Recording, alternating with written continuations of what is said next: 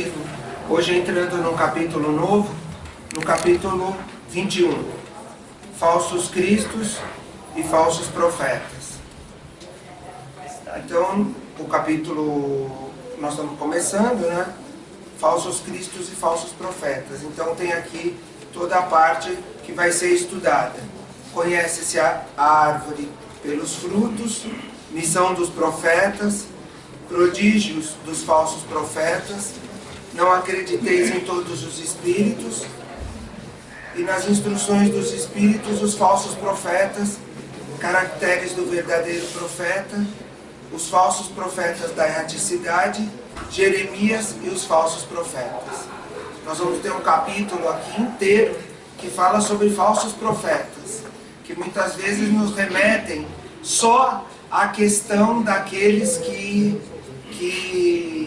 no dia a dia ficam profetizando e ficam falando coisas do futuro, mas nós vamos observar aqui que os espíritos e o próprio Allan Kardec, ele abre uma outra visão sobre essa questão dos profetas. Os profetas eram conhecidos como aqueles que profetizavam, né, que previam o futuro, mas Allan Kardec e os espíritos, aqui nas instruções dos espíritos, vai abrir outra via de comunicação. Inclusive com Emmanuel, com o Chico, com as mensagens do Emmanuel, nós vamos observar que o Emmanuel, ele faz um estudo, um sentido mais amplo da questão de profeta e um estudo mais apurado. Mas o capítulo começa com: conhece-se a árvore pelos frutos. E diz assim: porque não é boa a árvore que dá maus frutos, nem má árvore a que dá bons frutos. Porquanto cada árvore é conhecida pelo seu fruto, porque nem os homens colhem figos nos pinheiros, nem nos abrolhos vindimam uvas. O homem bom, do bom tesouro do seu coração, tira o bem, e o homem mau, do mau tesouro, tira o mal. Porque do que está cheio o coração, disso é o que fala a boca. Em Lucas, capítulo 6, versículos 43 a 45. Guardai-vos dos falsos profetas, que vêm a vós com vestidos de ovelhas, e por dentro são lobos roubadores. Pelos seus frutos os conhecereis. Porventura, os homens colhem uvas dos espinheiros ou figos dos abrolhos?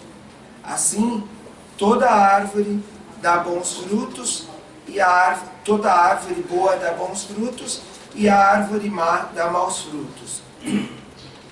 Não pode a árvore boa dar maus frutos, nem a árvore má dar bons frutos. Toda árvore que dá bons frutos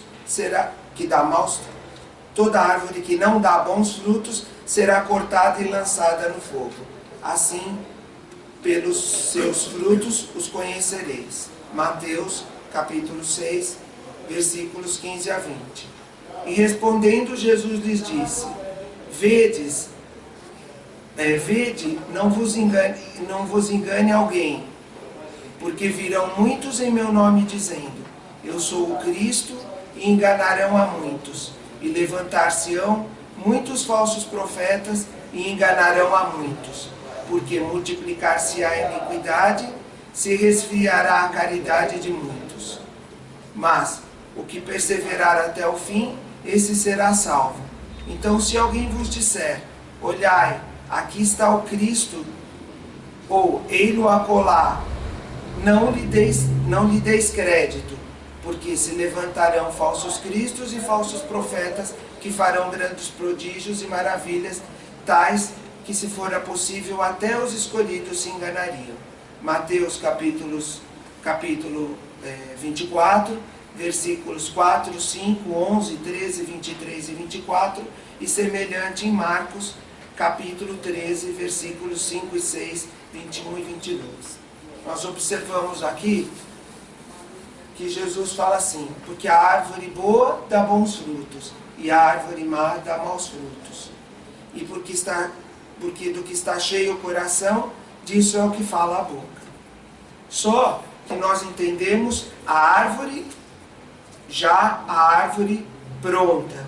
Isso eu me lembro, quando eu li os trechos do Evangelho, antes de ler o comentário de Allan Kardec, eu me lembrei de um provérbio indígena que diz assim, que o homem tem dois lobos dentro dele, o lobo bom e o lobo mau. E qual é aquele que se sobressai? O lobo bom ou o lobo mau? É aquele que você alimenta. Então, aquilo que você traz para dentro do seu coração, aquilo que você traz para dentro daquela tendência que você já traz do mundo espiritual, é o lobo que você está alimentando e é como vai ser a sua conduta durante a sua vida. Porque quando nós renascemos, nós trazemos propostas de trabalho, mas trazemos tendências também. E essas tendências, elas são afloradas de acordo com a nossa vida, com a experiência de vida que nós temos. E nós vamos observando e vamos sendo bombardeados durante a nossa vida bombardeados, que eu digo assim, nós vamos sendo tratados, o nosso espírito vai sendo tratado através da educação, através do trabalho, através da nossa vivência familiar, e dentro dessa vivência familiar, dentro dessa educação, nós vamos deixando essas tendências, dando força a essas tendências. Na verdade, todos nós devemos tomar cuidado com aquilo que nós falamos, todos nós devemos tomar cuidado com a nossa vida e cuidado com aquilo com a nossa vivência, para que nós não entremos nessa fase e nesse momento de trazermos a má palavra e trazermos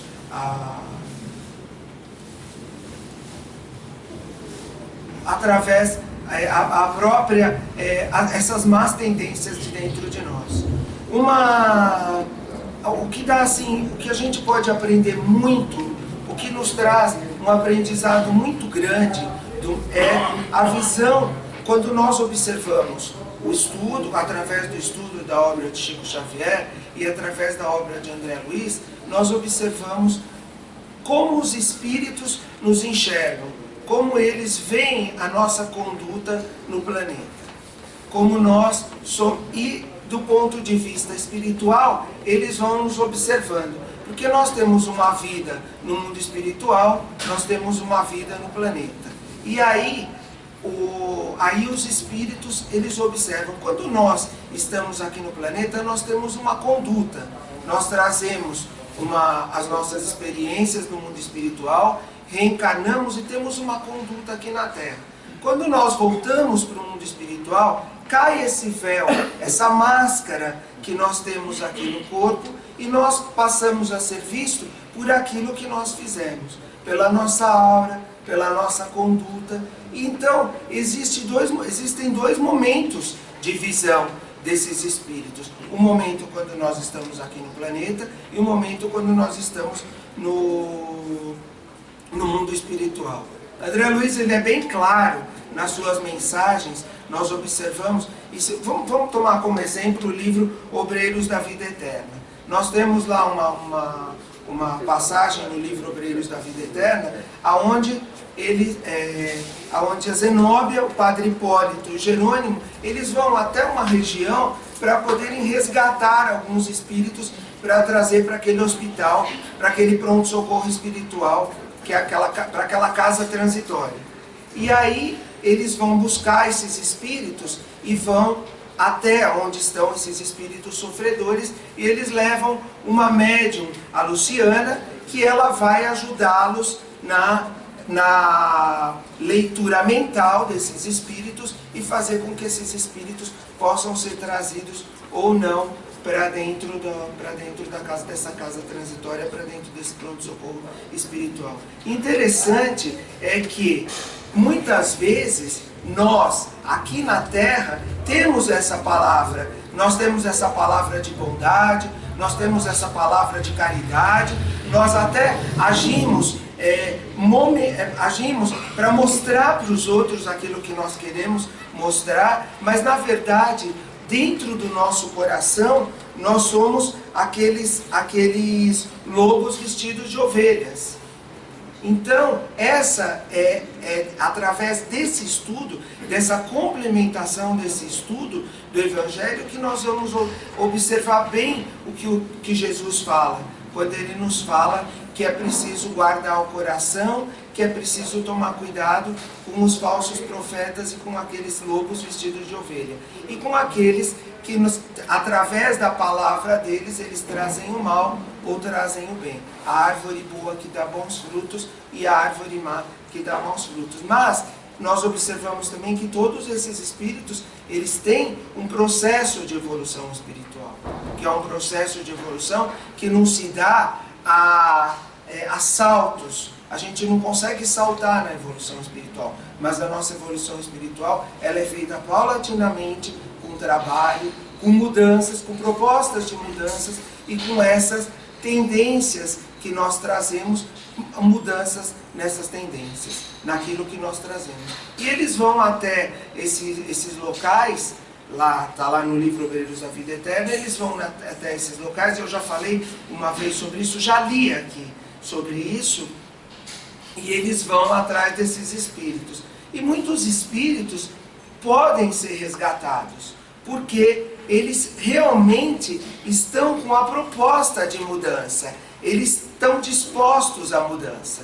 E é nesse momento em que o espírito está disposto à mudança que ele é resgatado desses lugares para outros. No entanto, outros são aqueles que tentam, mas eles ainda guardam mágoas, eles ainda guardam rancores, eles ainda guardam aquele fel, aquele veneno do ódio e aquele veneno da vingança, e esses espíritos ainda não podem ser recolhidos, mas ao momento oportuno eles são recolhidos, mas eles ainda permanecem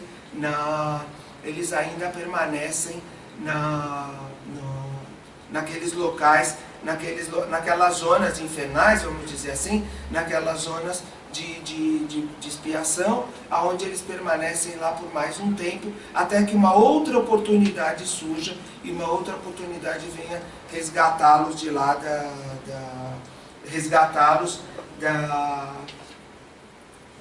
dessas zonas umbralinas, desses locais onde eles possam ser resgatados. Então nós observamos ali as propostas de mudança, nós observamos o que Jesus nos fala aqui, o que realmente fala é aquilo que o coração, o que está cheio ao coração é aquilo que você fala, e nós precisamos nos policiar com relação a isso também, porque há uma tendência nossa a darmos vazão aquelas más tendências que nós guardamos das outras encarnações. E muitas vezes nós observamos também que por infantilidade nossa, nós caímos no canto da sereia. O que a gente chama de canto da sereia?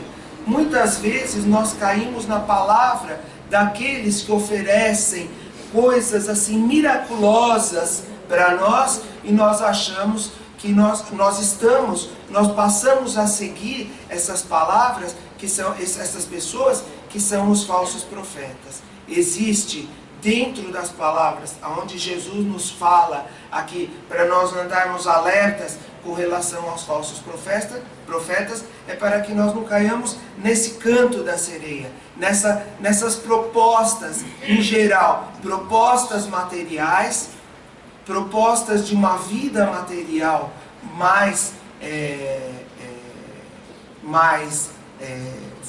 uma proposta de vida mais voltada para o material do que uma proposta de vida mais voltada para o espiritual. Esse é um ponto de falsos profetas que nos fala da religião, que está ligada à questão da religião, que está ligada à questão do aspecto religioso.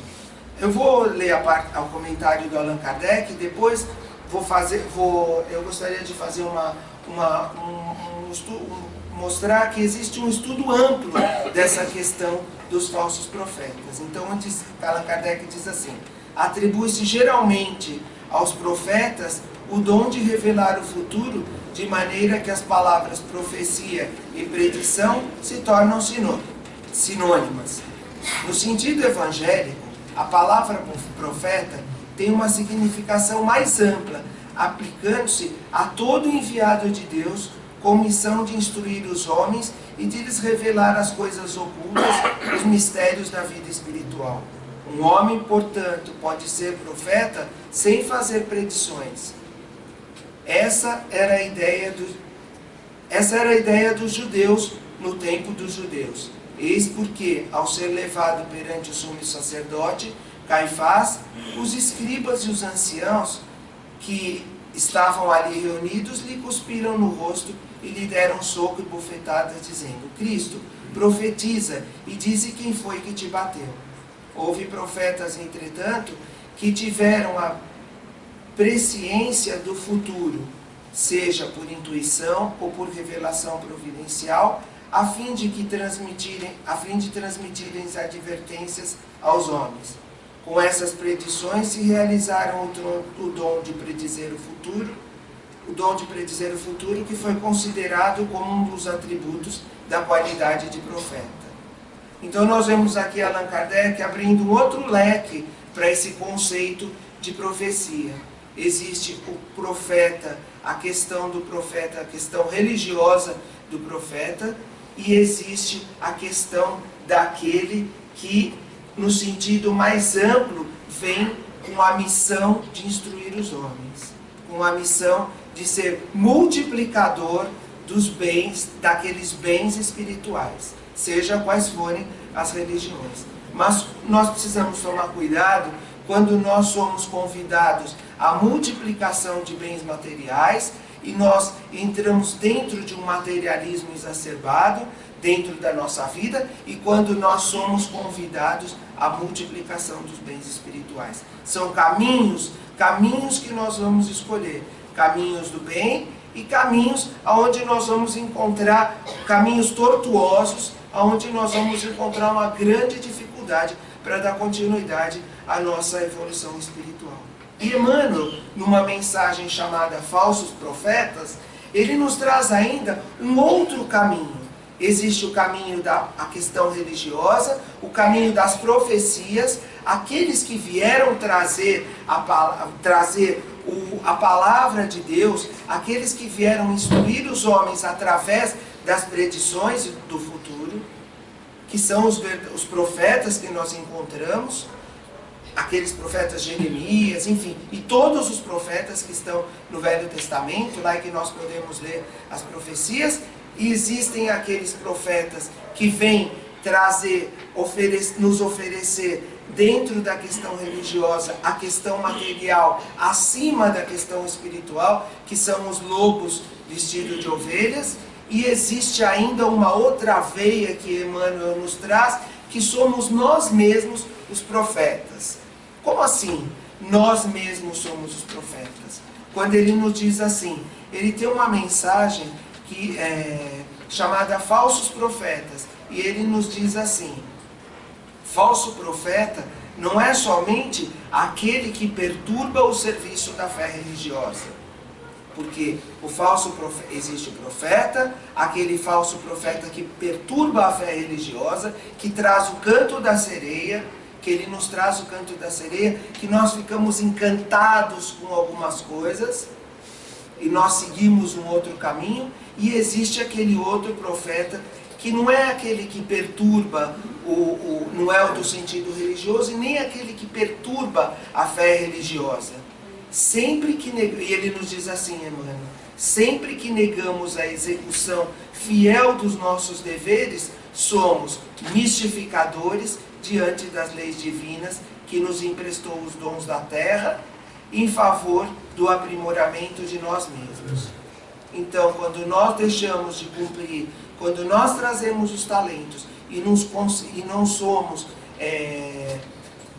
nós não executamos os nossos deveres, aqueles talentos que nós trazemos, ele nos chama de falsos profetas. Ele nos alerta para que nós estamos sendo falsos profetas também. Mas como? Como é essa experiência no dia a dia?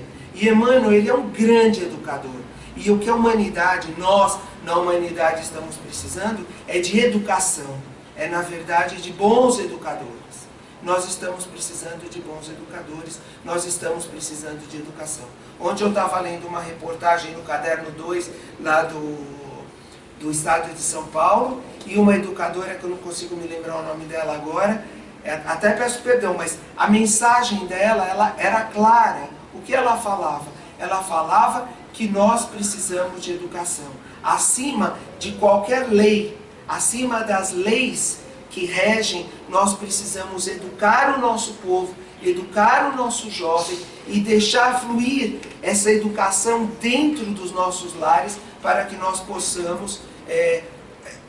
possamos aplicar a lei propriamente dita, para que essa lei seja aplicada de uma forma mais apurada, vamos dizer assim, mas que haja educação, porque a educação está acima. Quando nós somos um povo educado, quando nós nos educarmos e nos tornarmos um povo educado, o que vai acontecer com a gente? Nós não vamos precisar de uma série de punições, porque nós vamos aprender a convivência e o respeito. E o Emmanuel, ele nos fala a mesma coisa. Ele vem nesse viés da árvore boa que dá bons frutos, daquilo que sai da nossa boca através do nosso coração, da nossa palavra, da palavra que constrói, da palavra que destrói, da palavra que esclarece, mas, como diz André Luiz, do exemplo que arrebata. Porque para André Luiz ele nos diz assim, ele tem uma frase numa das mensagens dele, que a palavra esclarece, mas o exemplo arrebata. Então ele vem por esse viés, o Emmanuel, e ele nos mostra a árvore que dá bons frutos, a árvore que dá maus frutos. Ele vai mostrando através da questão dos falsos profetas, no nosso dia a dia, quando nós somos falsos profetas. Em que momento nós somos falsos profetas? E ele diz assim, voltando à mensagem, que não é aquele que perturba só a religião, a fé religiosa que é falso profeta. Mas, na maledicência, somos falsos profetas da fraternidade. Quando nós, e hoje em dia, eu vou falar agora pela minha área, a área da comunicação, porque eu trabalho, eu sou professor de informática. Então eu estou o dia inteiro na frente do computador. E a comunicação é uma comunicação bem rápida. Tudo acontece de uma forma bem rápida.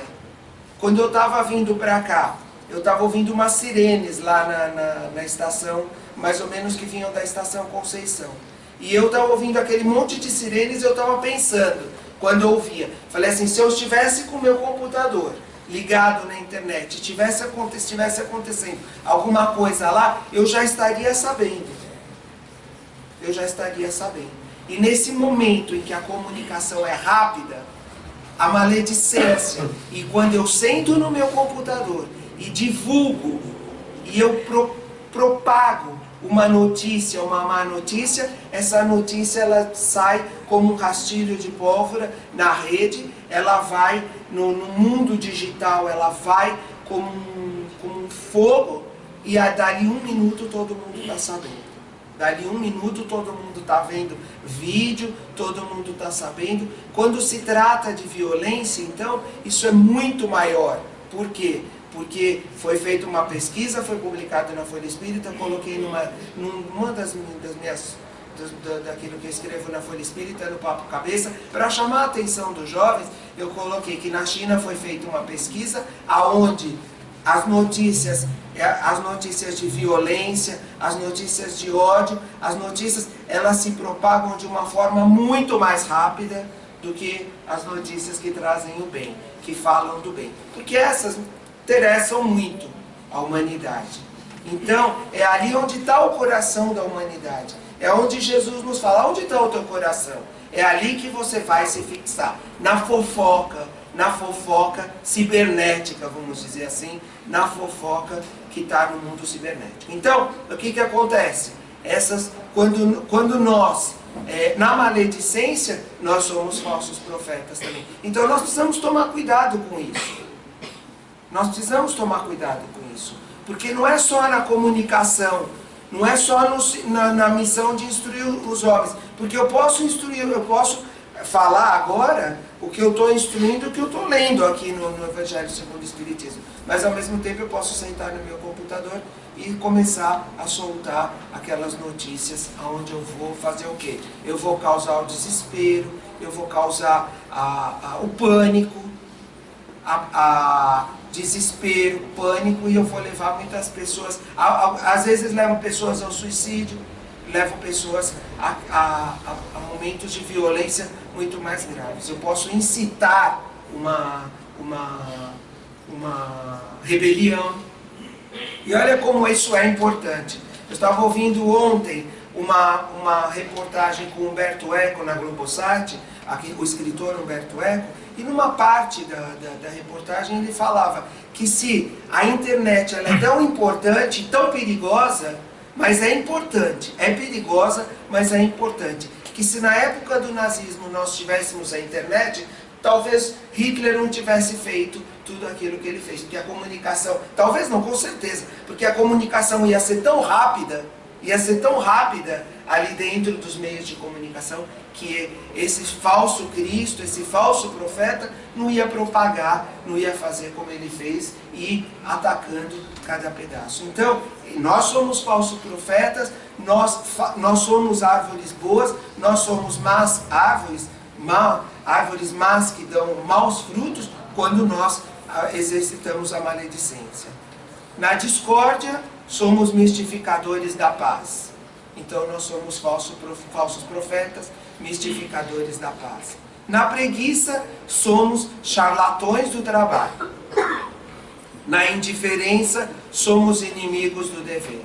Então, quantas vezes nós somos falsos profetas também?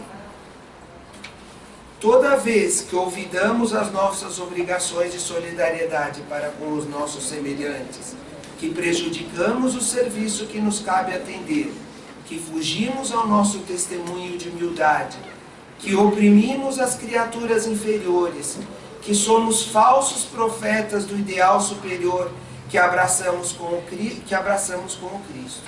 Então, toda vez que olvidamos as nossas obrigações de solidariedade para com os nossos semelhantes, que prejudicamos o serviço que nos cabe atender, que fugimos dos nossos testemunhos de humildade, que oprimimos as criaturas inferiores, somos falsos profetas do ideal superior que abraçamos com Cristo. Nós estamos no mesmo patamar dos falsos cristos e dos falsos profetas, porque nós estamos fazendo o quê? Nós estamos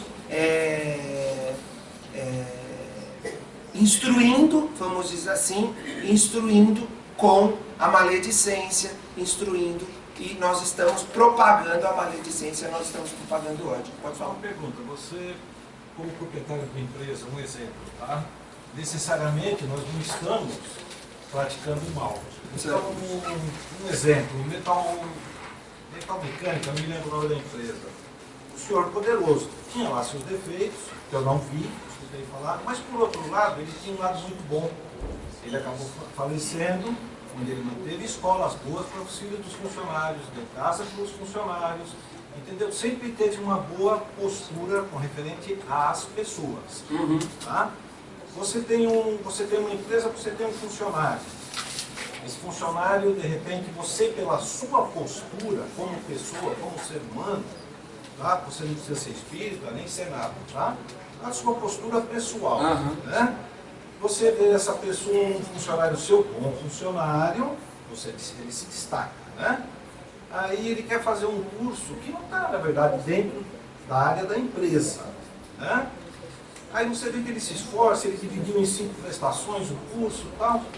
Você vê o esforço da pessoa, a vida dele. Ele está fazendo um curso fora da sua área, tá? Aí você vai lá e fala, meu, vou te ajudar a pagar esse curso. 3 parcelas, qualquer coisa assim, é um crescimento pessoal, né? Certo. Então, eu não acredito, pela forma como você está colocando, o que eu entendi, posso estar errado, né?